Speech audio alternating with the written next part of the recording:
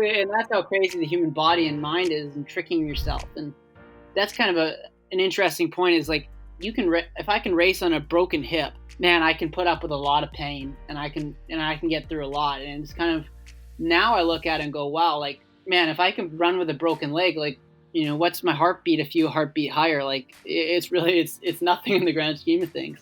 Welcome to the Evolution of Leaders podcast. My name is Darwin Lee, and I am a coach and speaker. I'm the founder of the Evolution of Leaders.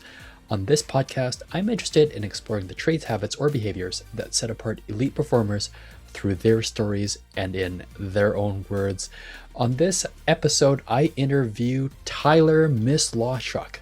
World-class triathlete at the Rio Olympics in 2016, was the youngest competitor, won the 2019 Tokyo International Test event before the Tokyo Olympics, and of course those were postponed, but then leading into the Tokyo Olympics in 2021, just winning the World Cup race in Huatulco, hopefully pronounced that right, has been ranked as high as 5th in the ITU World Rankings.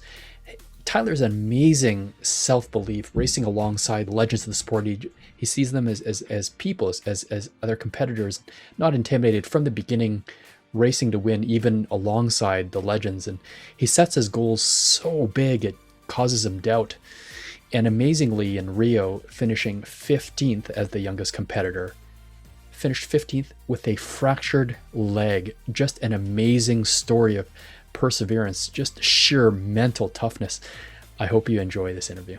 I'm Tyler Mislawchuk, like you said, Olympic triathlete, Canadian. I grew up playing pretty much any sport you can think of: football, hockey, soccer, baseball, pretty much anything, and kind of fell into triathlon when I was 14. Did one, was way too hard. Said I'm never doing that again. And 2 years later, I picked it up, and as they say, the rest is history. I started training at kind of 16 as a full-time athlete, and went from there. Trained in Manitoba boy, prairie boy, and trained 2 years here in university before kind of putting it on hold to try to qualify for the games. And now we're training for Tokyo 2021.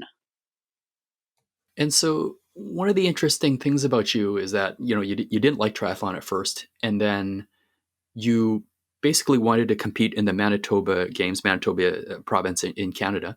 And so you're basically looking for a sport to compete in more competitively. And so that's what led you into triathlon, which is amazing given that you first didn't like it. Yeah, I mean, I wouldn't say that I hated it. I was young, and there was more fun things to do. Team sports. I loved being part of a team. That was something I really loved. And triathlon was just hard. I mean, it was fun, but it was hard. And as a young kid, I guess I just kind of wanted to avoid it. And fell into it because I wanted to go to Manitoba Games. And it was too late in the year to do any other sports. So I figured, well, I'll give triathlon a try. And I managed to qualify for the team. So I was pretty fortunate there.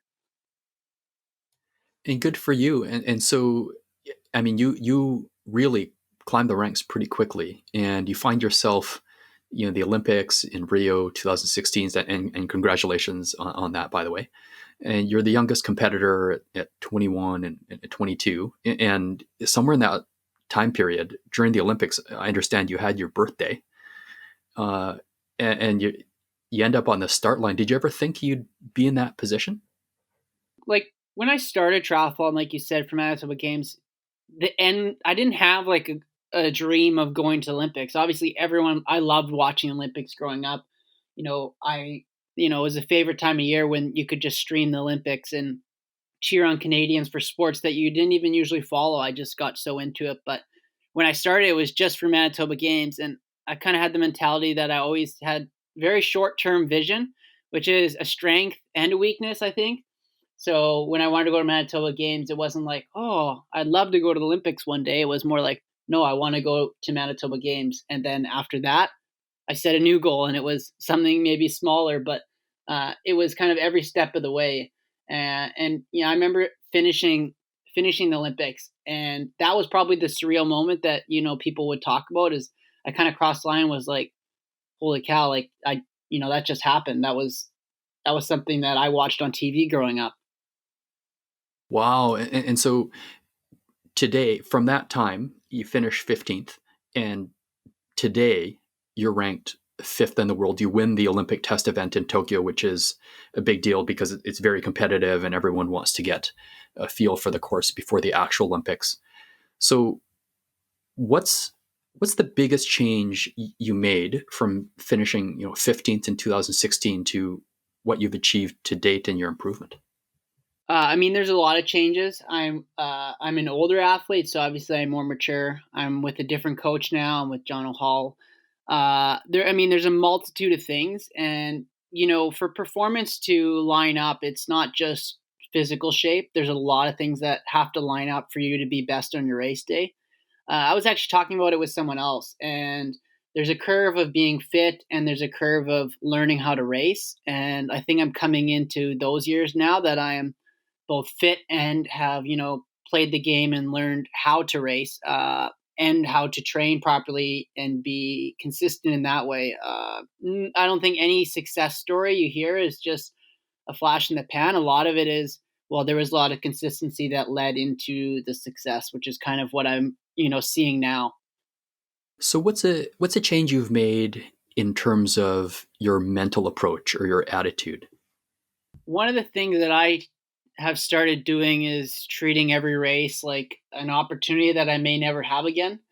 I think I found myself in the earlier years racing and just being happy to be there, and being content with this is a great result already. And now when I get into a race and it could be a great result, but I don't ever settle. I treat it as a sport and life. It's pretty unpredictable in the sense that it can sport can be over at any time, and I'm aware that it can be ended. So I don't take that for granted and kind of race like it could be the last one. And so, when you're racing with that kind of mentality now compared to 2, 3, 4 years ago, is that actually going through your mind, or is it in preparation, or both, or kind of how does that enter into converting that into performance?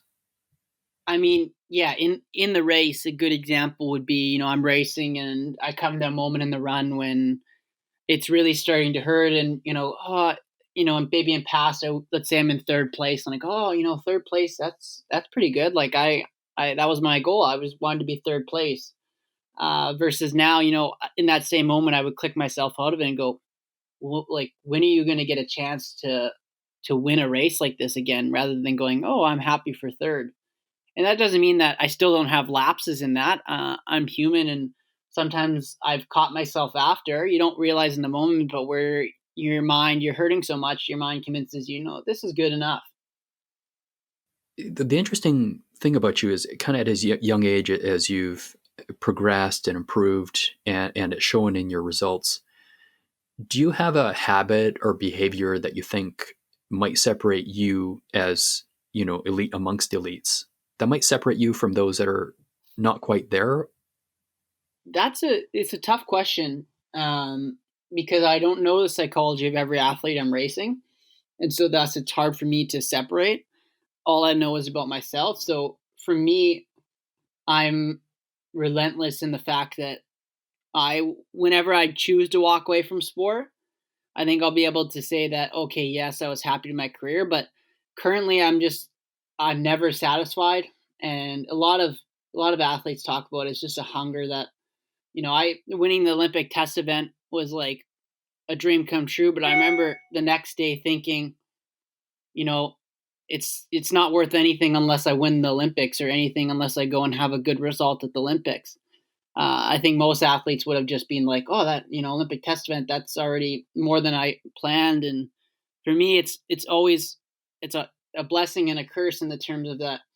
I don't. I have a hard time celebrating a result because I know that for me, you're only as good as your last race, and I'm constantly having to prove myself, not only in racing but in training. And so maybe it's a mentality that I'm never satisfied. Is this a conscious thing, or is it something that's innate in you? If it's conscious, I wonder what that process might look like. To be honest, I couldn't tell you, but I know from from whenever I started any sport, it was a well, maybe not a problem, but it was something that was part of me. Whether I was playing baseball, soccer, hockey, there it was never that's good enough attitude, which I talked about. It was never like, oh, that's good enough, and it was always like, well, what can I do better? I'm very analytical thinker in terms of like analyzing situations and trying to learn, what I can do better. And I don't think that I ever turn it off. I could go and win the Olympics next year, and I would find a way to not not enjoy it to the fullest, probably because I'm wanting to do something else. Which I mean, sometimes you have to stop and smell the roses, as they say, and that's something I've actually been trying to work on because I think it is great to set goals and reevaluate right away, like I do, which is what makes me a good athlete. But if you don't ever enjoy the moments, then I think it's harder to continue for year after year and be consistent if you're never getting those highs. In some of your earliest World Cups, you finished near the back of the pack, um, and so you're saying you have been relentless and you're analytical in how you evaluate maybe how you raced or what's the next step.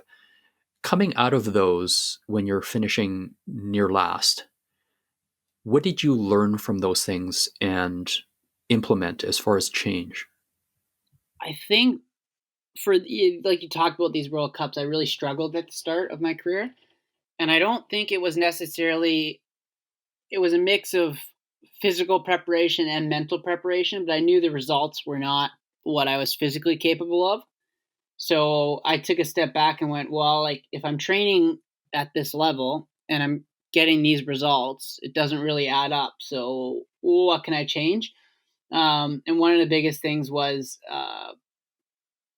which I kind of do unconsciously now, is visualize the race and take proper rest before races, which are two big things. Again, my personality is that I always want to push, I always want to do more, I always want to do better, and kind of telling myself, putting the reins on myself a bit.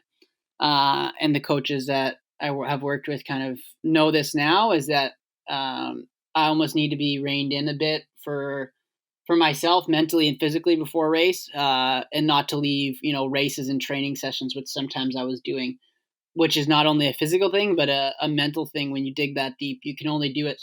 For me, you can only do it so many times in a year. Wow. Okay. So and going back and tracing through, you've also had to fight through a fair amount of adversity. So I'm going to go through a list here, and this is not to say triathlon's a dangerous sport, but it's quite a list. Your first World Cup, you broke 3 ribs, you injured your quad. Your second World Cup, you break your jaw. At the 2016 Rio Olympics, you have some tightness in your leg. Turns out it's a stress fracture in your femur, the thigh bone. You still finish 15th. In Edmonton, you have a stomach stitch. You finish 9th, top 10. Montreal, you win the bronze, and you're quoted as saying, "My legs came off a bit, and they popped me off around one of the final corners." And right now, you're working in what you call your pain cave. So you say we all have adversity in our lives. I'm just putting my head down and moving forward. What does that look like to put your head down and move forward? Yeah, I mean, you nailed it when you talked about it. I think you only missed one, and I was Pan Am Games in 2015. I broke 3 ribs before the race and didn't know they were broken. It was kind of just sore, and I had a bit of trouble breathing. And it turned out after I had 3 dislocated and fractured ribs as well. So yeah, triathlon. I mean, there's always risk in any sport, but I think one of the things that was interesting was when I broke my jaw. I had 4 bolts in it, and I had my mouth wired shut. So I was on liquid diet and I was forced to come home. I spent 8 days in the hospital. And my parents told me after they really thought that was going to be the nail in the coffin for me because it was my second World Cup and I had trained maybe 5 months straight for this race. And it was looking to be my big breakthrough. And something like this happened that was completely out of my control. And I remember coming home. And as soon as I got home, it was like, well, what can I do? There was just no hesitation of feeling bad for myself. And I think that's what a lot of people get caught in is just feeling bad for yourself. And yeah, there's points in my life that I felt bad for myself, and that's going to happen no matter what. But I create a plan as soon as something happens, how to overcome it. So, for example, then it was like, okay, I can't swim because I can't breathe in the water. I can't run because of the movement, but I can be on the bike, um, on a stationary bike because there's no risk, and maybe I can be in an anti-gravity treadmill because there's no bouncing in my jaw. And it was just like I talked about earlier, it's just like a complete focus in what I was doing in terms of, well, I'm going to go on the treadmill today. I'm going to do this and I'm going to do that, and I don't know when I'm going to return, but I'm going to do that. And tomorrow I'll do this, and the next day I'll do that, and before you know it, you're back racing a few months later. But it was interesting that my parents said after the fact that they thought that was it for me, not because they didn't believe in me, just because it's hard when it's easier when you've done it to yourself or screwed up, but when it's out of your control, like a lot of these crashes and races are, I think it's a bit harder to deal with because again, you fall into the feel bad for yourself mentality. Did your parents share those sentiments with you at the time? No, no, no, definitely not. I think sharing those would have discouraged me. It was kind of after the fact and, years later saying, we thought that that was going to be what was going to crack you because they knew I was mentally tough. But I mean, at a certain point, everyone, has a cracking point or a boiling point, and they thought that was going to be it for me. So, I think they, they when they saw that, they said, that they believe that I could not overcome anything because that kind of sounds corny, but was that it's going to take a lot for a lot to go wrong for to Tyler to leave the sport. Okay, so as far as overcoming adversity, I want to get to there's something I just can't get over, which is that you're the youngest person in the field at the Rio Olympic Games. You finish 15th, which is really, really a good result. You run a 32:33 in the run on a stress fracture in your femur. And so, in the moment, what do you do to make it through that pain and that discomfort? Yeah, so my leg kind of got a bit sore, like I'd say 3 or 4 weeks before the games, and everyone was in the loop in terms of knowing, what it was, and yeah, everyone and we all thought it was, maybe a pulled muscle or sore or something, and it was like, okay, well, you can get through the race, and you still like probably can have a good result, and then we'll deal with it after. And so the next day, I got an X-ray, and yeah, I stress fracture in my femoral neck. But in terms of the actual racing, I think that was probably the easiest part of those 4 weeks. Obviously, the training was not easy. It was quite painful the last few weeks going into the games. But I think that I'm such a racer that when I got into the race was easier than actually warming up for the race. I remember doing one beach start because it was a beach start on the swim, and I would usually do a few, and I did one because my leg was so sore I couldn't run into the water, and me thinking like, oh man, I can't barely run into the water, but then I go and run, I swim 1500, bike 40K, and run 10K on pavement. Um, Again, I mean, it's hurting the entire time, but I think as triathletes, pain tolerance is obviously high, but what we do in training is we build up our pain tolerance as well, mental and physical. And I think that I had done so much training on it that I knew that it was going to hurt. And again, like it goes back to the maybe not focusing on the day to day, like I was talking about, but literally one step in front of the other. And it was one step in front of the other, one step in front of the other. Um, and just make it to the finish line. Um, Again, and I got so competitive within the race. I feel like in the last probably few K, I didn't even feel my leg. And then I remember stopping, sitting down right after the race, and I went to stand up, and I I couldn't really stand up. And that's how crazy the human body and mind is, and tricking yourself. And that's kind of an interesting point. Is like if I can race on a broken hip, man, I can put up with a lot of pain, and I can get through a lot. And it's kind of now I look at it and go, wow, like man, if I can run with a broken leg, like what's my heartbeat a few heartbeat higher? Like it's really it's nothing in the grand scheme of things. Wow. So in the moment, your strategy is I'm just going to put one foot forward at a time, one step at a time.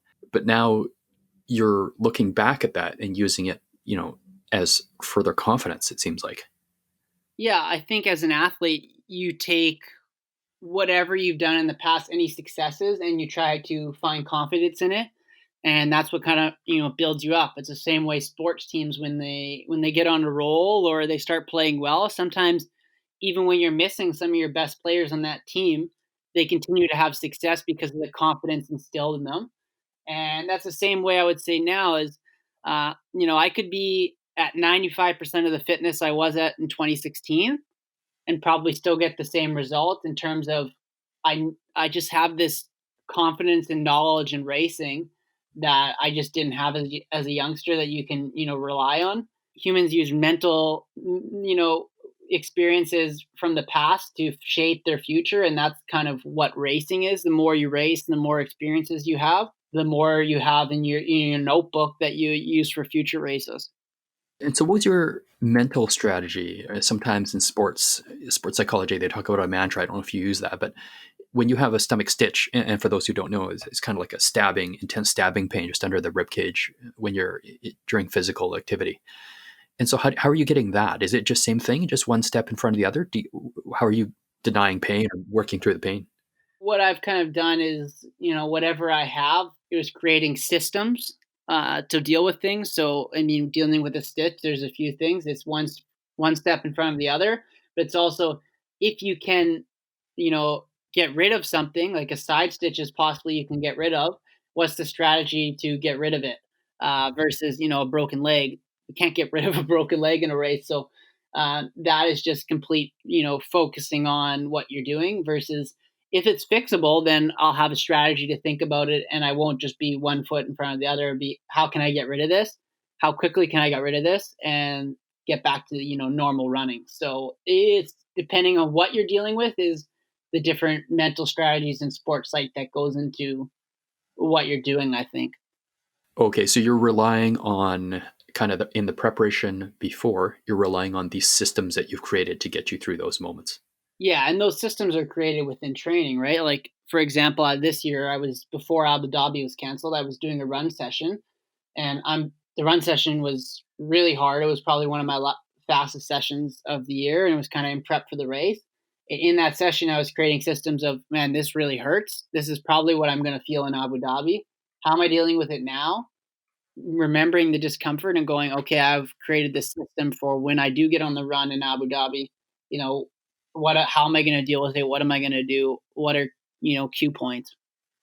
Moving forward to the 2019 Olympic test event, which you won, which is that had to be a big confidence booster. You said to yourself, "Yeah, I may never have the chance to win a big race again, so I've got to take it now." Now, one of the things that sometimes comes up in psychology, sports psychology, is the concept that we focus on the process before the outcome. So we're not worried about winning the medal. We're worried about, as you've said, the systems, the process of getting there, of running, of putting one step before the other. And yet here you're saying you may not have a chance to win a big race, so I've got to take it now. So you're focused on the outcome. So what does that balance look like of process versus outcome? Yeah, I think that it's you need a mix of both process and outcome. I think that people make the mistake of only having process goals or only having outcome goals. And I've been there where I've had people in the past say, you just need process goals or like what place do you want to get? And for me, it's having the combination of both of them. And balancing is a hard act. When I go into a race, I obviously have process goals and I have an outcome goal. But I think I'm not really thinking about the outcome goal until pretty much all the processes are done. For example, in Tokyo, when I'm swimming, I'm not thinking about winning. When I'm biking, I'm not thinking about winning. And when I get into the run in a position where strategy and craftiness is a tool, I'm thinking, yeah, how am I going to win? It's not, oh, I want to win. It's how am I going to win? And so it really being process based until you're in a position where you're really creating strategies on how you've put yourself in the position to win. Okay, now how am I going to? And so I think it's useless to think, oh, I want to win when you're in the water, because I mean, you're not in a position to win at that point. And so it's useless thinking about that. And you're thinking about your technique and you're thinking about process that you've set up. So yeah, I really don't think about the outcome until I'm actually in a position that it's possible for it to happen. So, as you're coming through to the end of a race, do you view it, and you're really looking to seize, the win or the podium finish or to pass a competitor? Do you view that as a goal, or is that something kind of more in the moment, less kind of more primal almost? Yeah, I mean, when you're racing, it's completely primal and it's completely, in the moment. But again, hopefully you've created, or I've created, these systems in training that if I do forget or lose track of what I'm doing, that I've done it so many times in training, and these systems, mental systems I've set up, that it becomes something you almost fall back on. That's what creates success, is when you've done something so many times that, you can almost do it without thinking about it. And obviously, yeah, you're thinking about it when you're racing, but it is a very in the moment. And you can visualize a race 1,000 times. You can do that 100,000 times, and it still may not be exactly what you visualize. So I think it's being adaptable and being in the moment is key to some of that. And you talked about visualization there, and I was wondering if you could take us through what that looks like to you. What's most effective for you for visualization? I like visualizing when I'm actually doing things, and so I've tried visualizing, and I still do, but I have a harder time doing it when I'm, let's say I'm just sitting in bed or sitting on the floor and trying to visualize a race.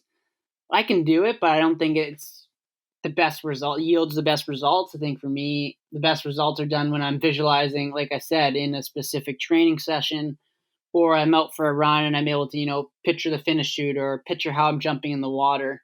And for me, actually doing the similar movements cues my mind to be able to, be more present in what I'm visualizing. For example, when I'm visualizing running and I'm running, it's easier for me to put myself in that spot that I want to be, what I want to be doing. When you visualize, how of the senses, kind of which ones are you? I would say seeing is obviously one of the biggest for me.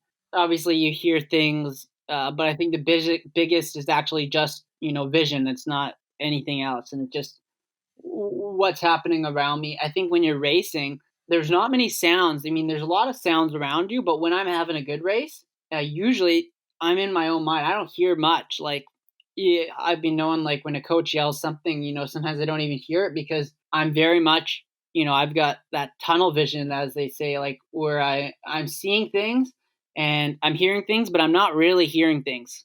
And so for me, visualizing, there's no point of hearing things because, to be honest, I'm in my own head anyways. I'm not listening to anyone else. How about that's interesting. Like, for instance, regarding your awareness in Montreal when you win bronze, there's a pack of seven, and then you dropped Spain's Javier Gomez, who is legendary in the sport. Are you aware of that, or are you focused just on who's around you, or kind of what's the level of awareness as in that moment? So my awareness, I think, is strictly, you know, put onto things that can help me benefit in the race. So in terms of that, if someone falls off and your strategy was built around beating them, then obviously you have to adjust your strategy. So in terms of, a legend like Javier Gomez falling off, my strategy wasn't adjusted so much because I know going into the race, he's not a sprinter and it's a big group, so this isn't going to really affect how I change my strategy. But again, I only really have awareness to things that will directly affect me. And so I'm not focusing on a pack behind or anything like that in the actual moment. I'm only focusing on things that are going to help me cross the line in first. And so, for example, that one I would have noticed. Yeah. Okay, that's interesting. And so I would imagine that's something that you can take forward with confidence as well. Even for me, just to read that sentence, the pack dropped Spain's legendary triathlete, Javier Gomez. I mean, that's like a legendary world champion in triathlon. And you're right there with those that are moving past them. And so, what does that do as far as confidence, or how do you look back at that and take lessons? To be honest, one of the things that I think is being my, how I grew up was that when I'm racing, I don't really think about Javier Gomez, legend of triathlon. I think, it's another guy that I'm racing. I think that's the way I've had to be. I remember in 2015, it was the first chance to qualify for the Olympics, and I had just started racing that year at the highest level, 2015. And it was, if you finish in the top eight, you went to the games. And I said, well, I'm going to try to finish in the top eight. And I ran in, I think, seventh or eighth for 4K out of 10K, and then blew to pieces and finished 21st. And I remember someone talking to me after. I will leave names out, but basically saying, why did you do that? That was kind of silly. Like, you could have finished, 15th if you had paced yourself properly. These guys have been in the sport and they're legends of the sport, and you're young and upcoming, and you'll have your time. And I remember saying to him at the time was that, I respect these guys, but I don't really fear them at all. And if I don't try to race them now and go up against them, I never will. There's never going to be a right time to, challenge someone you look up to. And so I think the biggest mentality I've had since I started racing is, these are just people. And when you're racing, it doesn't matter what someone's resume is. You're racing them, and you're racing them on their day. And if you put them up on this pedestal, you're never gonna beat someone in anything, whether it's in, life or sport. So I think that I've done a good job of just humanizing everyone and just being like, well, these are the guys that I'm racing. Wow. And so do you think of yourself as one of the top in the world? Does that kind of enter into your mind in some way? No, no, not at all. I really, when I go into a race, I have no memory of any other race. And like I said, it's a hard way to go. If I have a bad race, for me, it's obviously not the end of the world, but I am not happy. I'm not like, oh, I'm finished first in the test event. A good example would be I DNF the world championships 2 weeks after the test event, and it wasn't like, oh, I won the test event. That's okay. I was, not happy with myself for not finishing that race 2 weeks later. Kind of the mentality of, you're only as good as your last race. And going into races, I think if you think about it in terms of, what you've done, I think it really can take an edge off you in terms of performance. And so whenever I race, I don't really think about what I've done in the past. It's more, I'm racing this race and this is all that there is. Okay, that's very interesting. And so in Montreal, and talking about you've mentioned your coach, Jono or Jonathan Hall. You'd mentioned that you couldn't have done this without him, that he's a big supporter, and you said his role was pivotal with that breakthrough. And it seems like Montreal was a pretty big breakthrough bringing that bronze. And so can you talk about sort of the effect of coaching? Yeah, I mean, Jono, as I call him, has been a big influence in my career. I came to him in 2017 in the fall, so after the games, and he didn't know much about me as a person. Obviously, knew me for my results, and so we've been together for 3 years. And I actually remember a quote about that Jono told me was in my first year. He saw me training was like, man, when you get your first win, there's going to be floodgates open, and it's going to open up so many opportunities because you just need that, almost that first win of confidence. And I remember it was a small race in Italy. It was a professional league race in Italy at the end of 2018. One of my last races, and I won the race, and it was an okay field. It wasn't anything spectacular, but I remember him saying again, watch what's going to happen now. And the next year, my first World Cup of the year, I ended up winning, and having, that was, this last year, and having two other wins in the year. And I thought that was interesting that he realized that from, the first month I was training with him, that, this was something he picked up, and, maybe I didn't even pick up myself. And so it seemed like he opened a door mentally for you. And what do you think he saw? I don't know if you talked about this with him, but what did he see, or what did he perceive that led him to say that? I don't know exactly what he saw.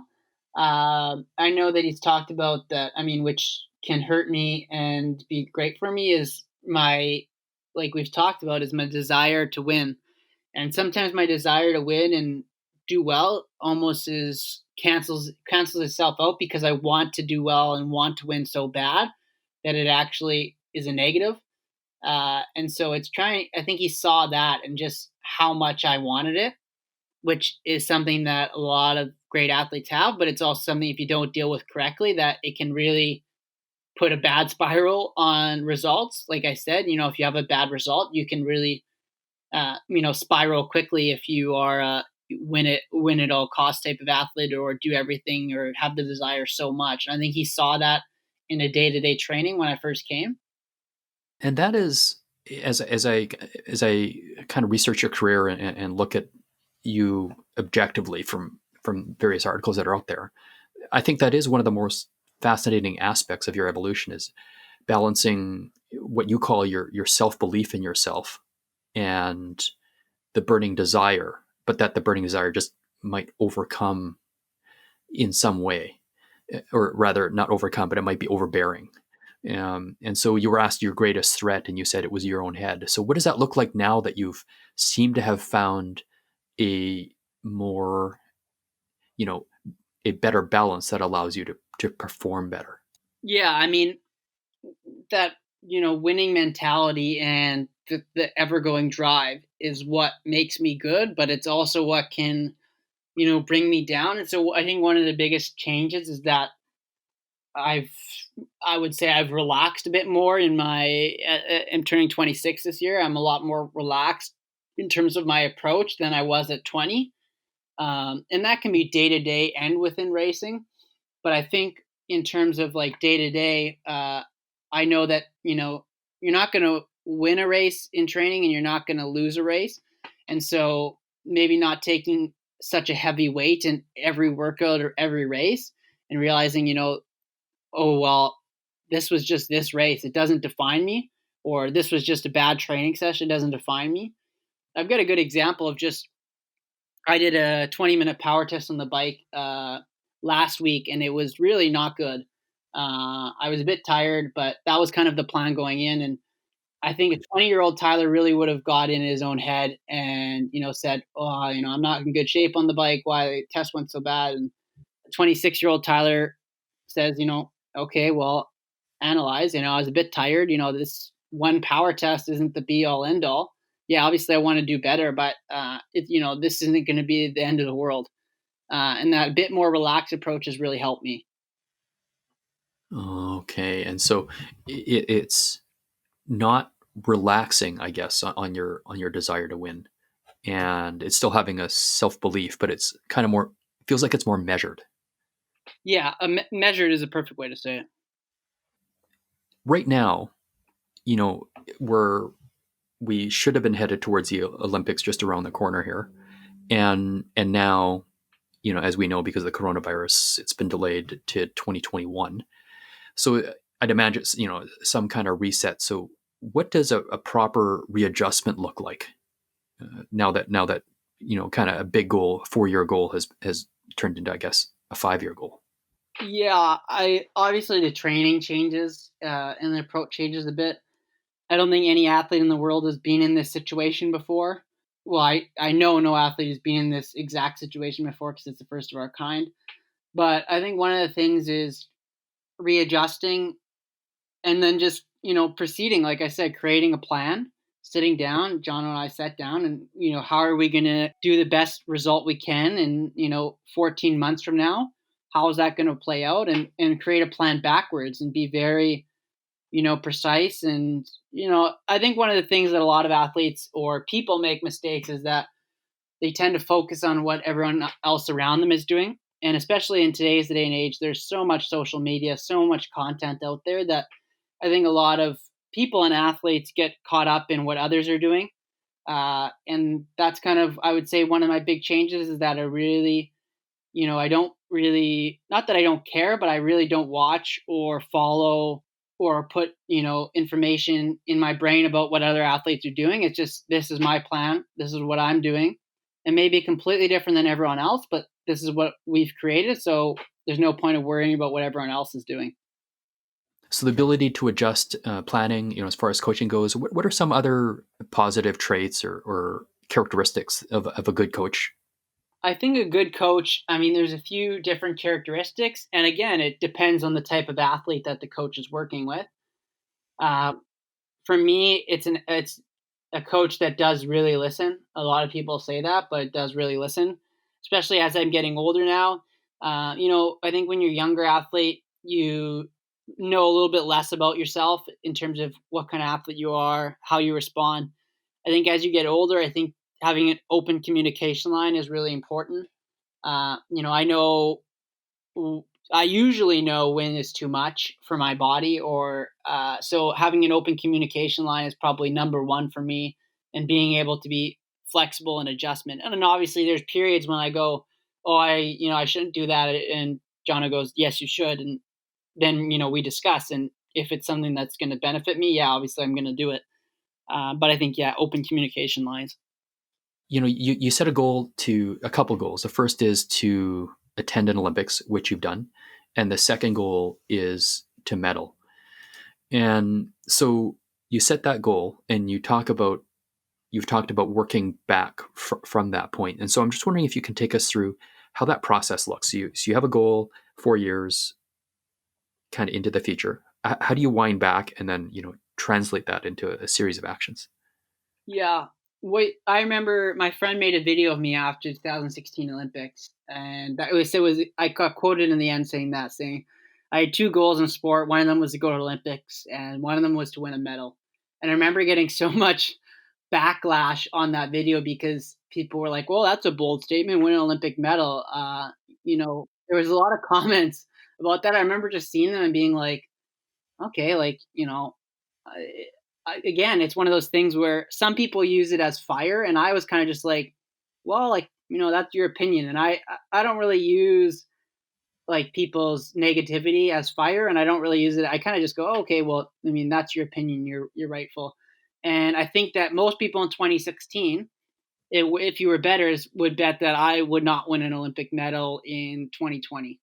I think there's very few people that if you said, you have good odds where you're going to put money on Tyler to win Olympic medal, they would have said no chance. And I think there's probably a few people, and one of myself would be that I would have not put money on myself because that's illegal, but really back myself in terms of taking a step at a step. So after I went to Olympics in 2016, I had my injury, I had 6 months off, and I thought, how am I going to do this? Because right now it's a long way to the Olympics, and there's a lot of time to improve. But if I don't, do it properly, I'm going to be sitting at the Olympics going, man, I kind of, puttered around for a few years and it was too late. So again, when I set that goal, I believed in myself, but at the same time, there's always doubt in everyone's mind, including myself. With you think I've set this goal, but can I really do it? And for me, that's how I know a goal is big, because if I don't have doubt in it, I know it's too small of a goal. And one of the things that I've created all my goals in my sport is that, they scare me. They put doubt in you. And I think that's how you know that you're really chasing a big goal. Wow, to have doubt. Okay, so you're setting them intentionally so big so that you have doubt, and that's when you know it's something you want to go after. Yeah. I think if a goal doesn't scare you, then it's not big enough. And yeah, that's just my opinion of it. And everyone has goals that are different, but I've always set goals pretty big. And a lot of times I've never publicly voiced my goals because I know that people might laugh me out of the street type of thing because they just sound so outrageous at the time. So how do you then handle you know I'd imagine it's on social media, and I'd imagine the criticism is from people who aren't elite athletes. How do you handle that criticism? In what way kind of can you turn it into something positive, or maybe not? You just tune it out. Yeah, like I said, I don't put too much value into people who don't have a lot of knowledge in the subject have to say. And so in terms of creating a team around me is more important. If I get a coach and I say I want to go to the Olympics and they go, oh, I don't know if we can do that, then they're probably not the right coach for me. The same way as I have someone who's working with me and I say I want to win an Olympic medal and they go, ooh, that's going to be difficult. Well, probably not the right person to work with me. And those are the people that I actually care and listen to the opinions. Obviously, everyone has an opinion and everyone's always going to voice it, especially with social media these days. And I really just don't, you still read it and you take it in, you process it, because that would be silly to say I don't. But it's really, one in one ear and out the other. Okay, and so you have, and we talked about this a little bit already, but a deep down self belief in yourself, in spite of the naysayers, and you're you just have a confidence about you in yourself. And so, what have you done to build that? What does good, real self belief feel like and look like? I think that's a tricky question because I think people have different self belief, obviously, and have created in different ways. For me, it's the self belief is by doing. I really believe that I can't just fabricate some self belief in my head. It really has to be done through actions, and the old actions speak louder than words. I'm really big on that in terms of, you know, if I set something out and I do it, well then why is there's not a reason that if I set something out again and I can't do it. Uh, and it's almost every time you set out a goal and you tick the box, it's kind of like, you add a level to yourself, and before you know it, you're standing a bit higher, and your shoulders a bit wider. Um, and I think it's just like setting goals, achieving, and it's building that confidence that you can accomplish things that you set out to do. Wow. Okay. Have you always been this way? Is there anything you did to build it? I would not say anything specifically. Again, like I grew up playing all different kinds of sports, and I think my parents were a big role player in that. Not in the sense of giving me self confidence, but their philosophy was that if you do anything, you need to do it properly, and you need to be fully committed and put your full heart into it. So if I signed up for anything and wanted to quit, that wasn't allowed. If I chose to sign up for something, I had to stick it through, and I had to work hard. And if I wanted to do it, you made me commit. And I think that's something that I take now, is that when I do something, I commit. I fully buy into it. And I think the commitment is another thing that gives you self belief. If you're committed to something well and truly, then you almost convince yourself, well, like if I'm this committed, there's not that many people out there that are doing what I'm doing. And so when you made the decision to, your first World Cup and those early results, regardless, how they might have turned out, you really were committed early on. Yeah, and I think it's easy to be committed when things are going well. Yeah. It's hard to be committed when things really are not going well. I think that is when you lose people to the sport, is those rocky moments, or those few bad races or games. That's when it's hard to step back and still have that self belief when when things are going awry. But and I would be lying saying that you don't get shaken and you don't get that, because that's completely true. But again, the way I gain self confidence and the way I go about things is just by doing. Like when I said I broke my jaw, I would just put myself straight back into it and gone, okay, well, like if I can do this, I can come back, and that will work. It was just there was no other way about it. It was just it's gonna work. On the flip side, when there are pretty amazing pictures of you when you're crossing the line and you've had a good achievement, and I'm sure you've looked at them. Do you take how do you how do you celebrate, and how do you look back and not just take lessons but just enjoy the moment? What's that look like? It's always there's no ever. I know some people who always have like, oh, I'm going to do this at the finish line. And to be honest, uh, that was something I did when I grew up. I remember doing specifically. I was running in the park by the university. I think I was 18 or 19, and I would picture myself winning these big races. And as I was running, I would do these celebrations, and I always thought, I'm going to do that when I win. And then you get Yeah, to yeah. the race, and you remember nothing of that. And a lot of my race finishes are just completely. I don't even remember. I see the picture after and go, "Oh my goodness, I don't remember doing that." In Tokyo, there's the video is I'm in the last 5 seconds, I'm just screaming, and I don't really remember doing that. There was no plan. Again, I'm a very in terms of I've learned how to control them, but obviously emotions play a high factor in racing. If you can control them, they're a huge benefit. But if you can't, then obviously they can cause you a bit of trouble in racing if you get caught up into them. When you're racing in Montreal, okay, so you say you're harnessing emotion. You're racing in Montreal. You've got the home crowd behind you. Did the home crowd help? Are you using them? Are you hearing them? A lot of times in racing, I'm completely in my own head. Yeah. But again, there's points in racing or moments in training that you use things around you, use tools that help you. And in that race, I specifically, when I would start to hurt, I would, look for some feedback, and that was the home crowd. And that was a tool that I used in that specific race. It helped me. It doesn't mean that I'll use it in every race, but in that race, it definitely helped me.